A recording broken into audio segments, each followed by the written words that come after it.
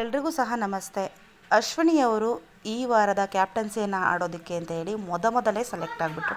ಅದು ಹೇಗೆ ಅಂದರೆ, ಗಿಲ್ಲಿಯವರಿಗೆ ಒಂದು ಟಾಸ್ಕನ್ನು ನೀಡಿರ್ತಾರೆ ಬಿಗ್ ಬಾಸ್ ಅವರು. ನಿಮಗೆ ಯಾರು ಇಲ್ಲಿ ಮನೆಯಲ್ಲಿ ವೀಕ್ ಕಂಟೆಸ್ಟೆಂಟ್ ಅಂತ ಅನಿಸುತ್ತೆ, ಅವರಿಗೆ ನೀವು ಕ್ಯಾಪ್ಟನ್ಸಿ ಆಡುವಂತಹ ಒಂದು ಅವಕಾಶವನ್ನು ನೀಡಬಹುದು.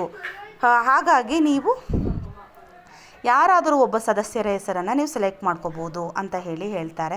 ಆಗ ಅಶ್ವಿನಿ ಅವರ ಹೆಸರನ್ನು ಸೆಲೆಕ್ಟ್ ಮಾಡಿದಾಗ ಅವರನ್ನು ರಾಣಿ ಅಂತ ಹೇಳಿ ಕೂಡ ಅವರನ್ನು ಕನ್ಸಿಡರ್ ಆಗುತ್ತೆ. ತದನಂತರದಲ್ಲಿ ಬಿಗ್ ಬಾಸ್ ಮನೆಯಲ್ಲಿ ಅಶ್ವಿನಿಯವರು ರಾಣಿಯಾಗಿ ಮುಂದುವರಿತಾರೆ. ಹಾಗೆಯೇ ಫೈನಲ್ಗೆ ಸೆಲೆಕ್ಟ್ ಕೂಡ ಆಗಿಬಿಡ್ತಾರೆ. ಅಂದರೆ ಫೈನಲ್ ಕ್ಯಾಪ್ಟನ್ಸಿಯನ್ನು ಆಡೋದಕ್ಕೆ ಸೆಲೆಕ್ಟ್ ಆಗಿದ್ದಾರೆ. ಈಗ ಗಿಲ್ಲಿ ಮತ್ತು ಅಶ್ವಿನಿಯವರು ಫೈನಲ್ ಟಾಸ್ಕನ್ನು ಆಡೋದಕ್ಕೆ ಅವರು ಸಹ ಅವಕಾಶ ಅವರಿಗೆ ಸಿಕ್ಕಾಯಿತು. ಅದರ ಜೊತೆಯಲ್ಲಿ ಧನುಷ್ ಹಾಗೆ ರಾಶಿಕಾ, ಈ ನಾಲ್ವರಿಗೂ ಸಹ ಬಿಗ್ ಬಾಸ್ ಮನೆಯಲ್ಲಿ ಕ್ಯಾಪ್ಟನ್ಸಿಯನ್ನು ಆಡೋದಕ್ಕೆ ಅಂತ ಹೇಳಿ 4 ಜನರಿಗೂ ಸಹ ಅವಕಾಶ ಸಿಕ್ಕಾಗಿದೆ.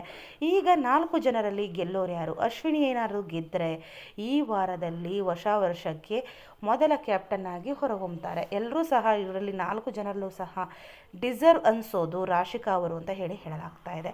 ಆದರೆ ಅಶ್ವಿನಿ ಅವರು ಸಹ ಈ ಗಿಲ್ಲಿ ಹಾಕಿದ ಸವಾಲಿನಿಂದಾಗಿ ನೀವು ಕ್ಯಾಪ್ಟನ್ ಆಗಿ ತೋರಿಸಿ, ಕಿಚ್ಚನ ಚಪ್ಪಾಳೆ ನನಗೆ ಸಿಕ್ಕಿದೆ, ನಮ್ಮ ಮನೆಯಲ್ಲಿ ಬಿಗ್ ಬಾಸ್ ಮನೆಯಲ್ಲಿ ನನ್ನ ಫೋಟೋ ಇದೆ, ನಿಮ್ಮದೇನು ಸಾಧನೆ ಅಂತ ಹೇಳಿರುವಂತಹ ಕ್ವಶನ್ಗಳಿಗೆ ಉತ್ತರ ಕೊಡುವಂತಹ ಸಮಯ ಒದಗಿದಂತಾಗುತ್ತೆ.